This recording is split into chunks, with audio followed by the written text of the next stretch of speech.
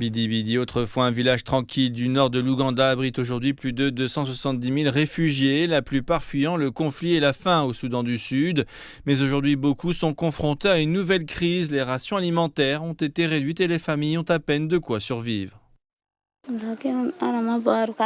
Nous avions l'habitude de recevoir 4 kilos de pot chaud et un demi-litre d'huile de cuisine, à peine de quoi tenir un mois.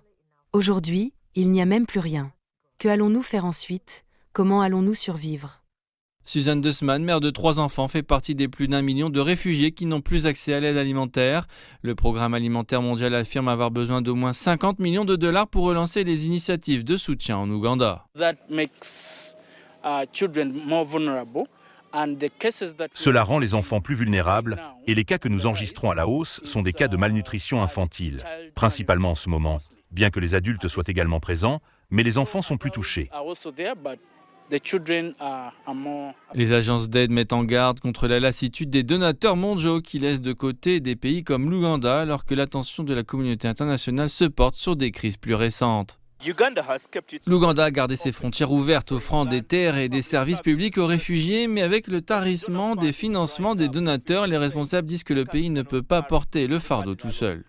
Plus de 60 000 nouveaux réfugiés sont arrivés en seulement 3 mois, augmentant la pression sur des services de santé et des écoles déjà très sollicités. Les cas criminels se multiplient. Des réfugiés sont maintenant obligés de partir et de voler à leurs voisins, ce qui est accompagné d'autres violences. C'est un processus difficile, car nous essayons de rendre les réfugiés plus résistants, de leur trouver des emplois. Nous essayons également d'organiser des cours de courte durée pour leur permettre d'acquérir des compétences, afin qu'ils puissent gagner de l'argent grâce à leur propre travail. La politique ougandaise en matière de réfugiés a longtemps été saluée comme l'une des plus généreuses au monde.